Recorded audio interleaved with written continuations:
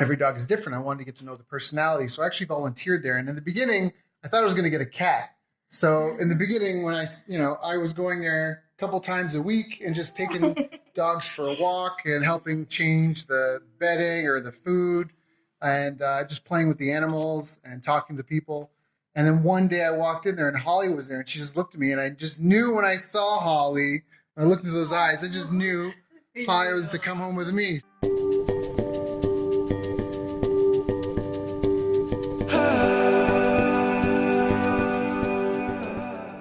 Hi everyone! So today we are going to feature our furry companion, Holly. Say hi, Holly. Holly, say hi. And this is my partner and our baby, Malaya. Thank you, Malaya. Hello. Okay, so we're going to tell you the story on how Daryl adopted Holly. Sure. Come on, let's go.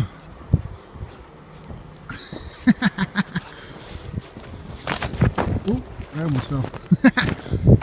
So Holly's from Canada, Kingston, Ontario, Canada. And I knew at the time, I've been living on my own for a while, and I decided I wanted to get a pet, but I didn't want to just get any pet. And I didn't want to buy one from a store.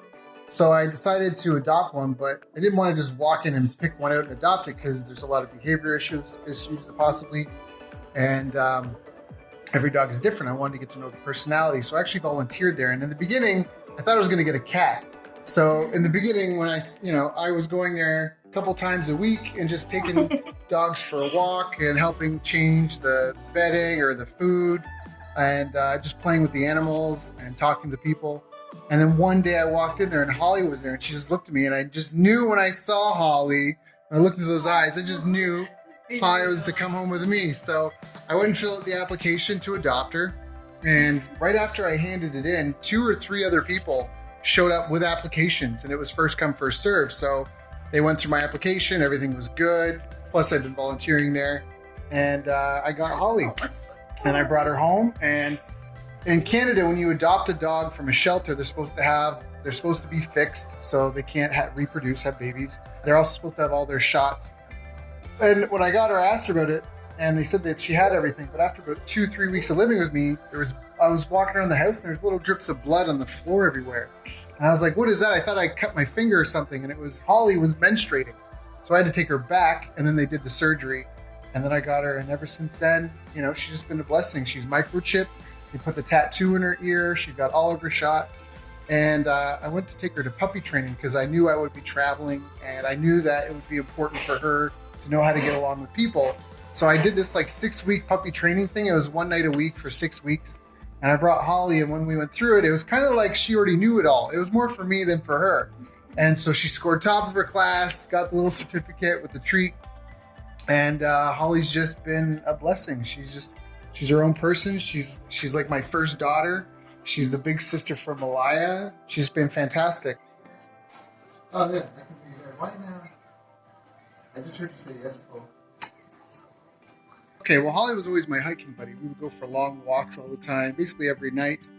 She's been really important in helping me live a healthier lifestyle. Because she needs 2 walks a day. And you tend to be more active. I think I was more anxious and neurotic as an individual. I was an orphan, and I think that caused me to feel a greater sense of anxiety. And maybe potentially in my dating life, I would jump into things just for companionship. But once I had Holly, I just had a friend who was there with me all the time. Hey, yeah, I'm just walking out in the woods right here with Holly. I don't know if you can see there's a lake right there. It's really nice. Come on, Holly, let's go. Come on. But yeah, just to get some fresh air before my call, because call with Iram is just a phone call anyways. I don't need to be at my home to do that. And it's just finally a nice day, and the snow's going to be here soon, so I thought I'd come and enjoy it. Holly? Hey, Holly, come on. Holly, let's go. Come on. Holly, where you at? Holly came with me to the Philippines. I shipped her there. We were in Makati for 3 months, and she was my little travel buddy. And then we went back to Canada for a couple of months, and then I came back to the Philippines for 3 more months, but I left her with my family, my parents. And she just gets along with everyone. When I went back, they'd overfed Holly. I felt like I left them with 1 dog and picked up 2. Because when I went to go get it, Holly had fat rolls, and I've still, ever since then, I've been trying to cut down on her weight.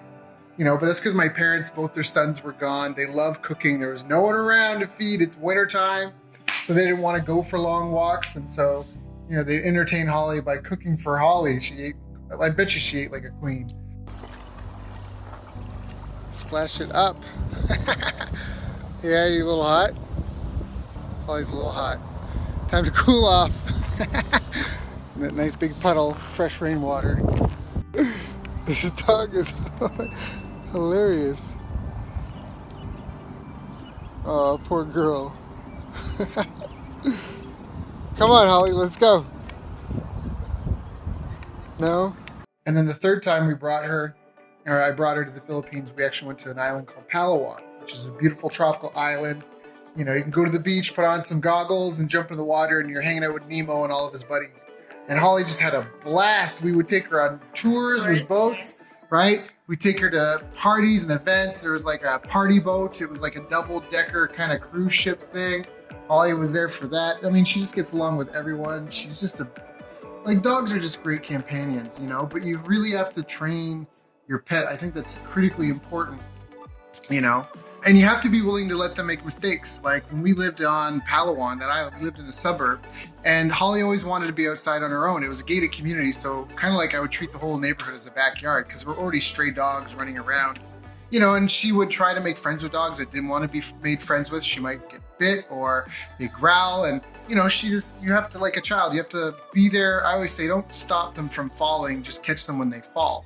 And because of that, I think Holly, she's so versatile. She's been so well exposed. I don't think anybody's naturally skilled at anything. So, you know, in the beginning, when I first took Holly with me to visit friends, I remember I went to go meet a buddy in Ottawa, and I brought Holly for the lunch.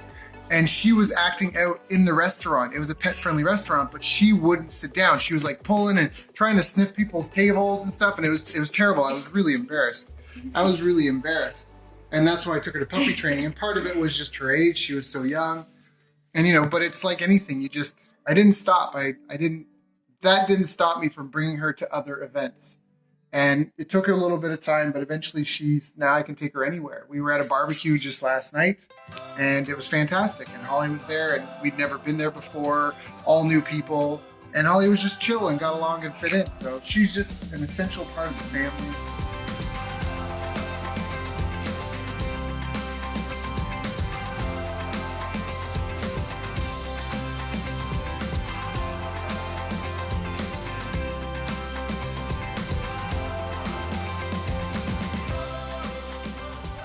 She's tired today. She's been running and playing with friends. Hey, say hi to me. Hi, Holly.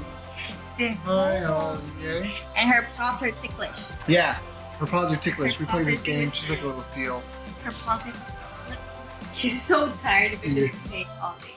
So there you go. That's the story of how we got Holly. Say hi.